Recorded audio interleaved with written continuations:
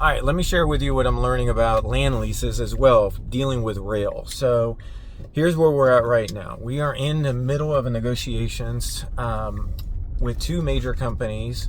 These are $2 billion companies, and they want to do a land lease because my property, recently I found out that I had the rail on my property.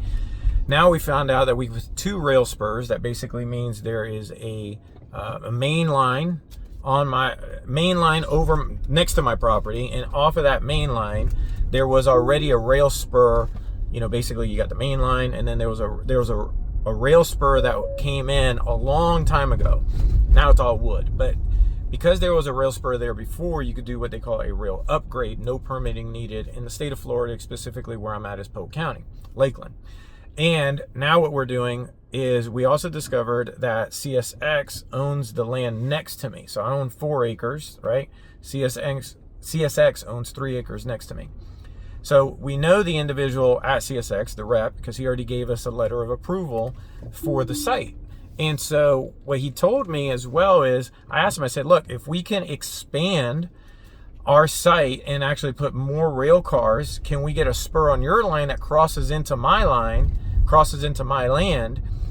And what would that look like? Well, CSX doesn't sell anything, but you can ask them, hey, would you sell your property? Typically they do land leases, 99-year land leases or 50-year land leases, one of the two. Now here's the catch with that land lease. That is basically what I'm learning now is printed money.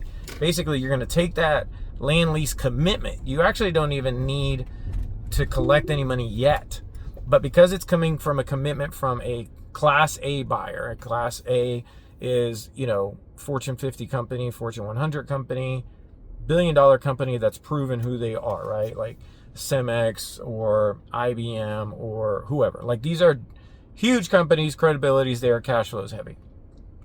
So what happens next is now saying, okay, what I need to do is basically get what they call a land lease commitment, right? Now I could be saying some of this terminology wrong. I'm new at this when it comes down to these land leases, but I'm learning in real time and I'm reiterating it to share with you, because if you have a property and you're getting a big tenant on that property and you're doing a land lease, specifically a land lease, you can get a commitment letter from them as well.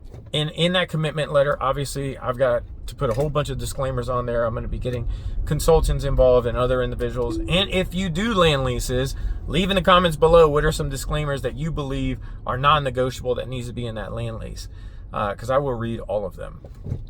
So the good thing is potentially we have 2 tenants because we're allowed to have 2 rail spurs.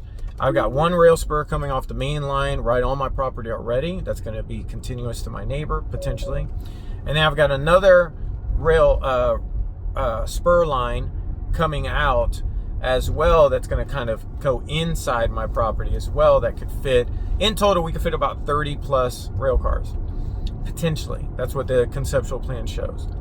So what I've learned is basically this. Number 1, be creative, think outside the box, ask a ton of questions. You know, and when it deals with land lease, a lot of banks will actually already allow you to do what they call a DCR loan, a debt coverage ratio loan, just off of the actual LOI of the land lease. Or you could have a signed land lease and you could have in the land lease, you're not going to collect a penny until the approvals and entitlements are completed and until their rail lines are actually installed. So, and that's basically what I'm going to be doing with them if we go the land lease route. Now, if they attempt to offer something completely stupid in a good way, then potentially we can go that route too. I'm not opposed to it. Now, the property is in an opportunity zone as well. So the good thing is any kind of investment that I do in there long term is only going to be great, because after 10 years, to my knowledge, no capital gains tax. I mean, there's more to it, but at the end of the day, it's a win-win for everybody when it comes down to these kind of transactions. Your biggest thing is just understanding. I'm driving a Tesla, just FYI, it's driving itself. And it tells you when you need to touch the wheel. My biggest thing is, 1 is figuring out what is the best thing long-term, right? If I could do some kind of cash out in the front and then keep the asset because somebody else is paying the note, basically that's the exact same things banks do. They collect your money. They give you 1%. Even if they put it in the bond market, and make 5% on their money, they made 4x the money off of giving you 1% back, but whatever you give them, they're just putting it in a bond market for 5% rev, right? You can look this up. This is not brain sciences, right? And that's it. So they're making money on their money. Why can't we do the exact same thing? You know, it's kind of like the Burr method, but just a little bit different in the commercial world. The only thing is a lot of people don't play in the commercial world because they don't know anything about the commercial world. But hopefully this helps kind of open up your mind a little bit when it comes down to it. This is real scenarios and exactly what I'm dealing with right now. So, all right, if you got something out of this, please share. Let me know your thoughts. And if you know a great disclaimer that I need to have on this land lease, let me know as well. All right, bye.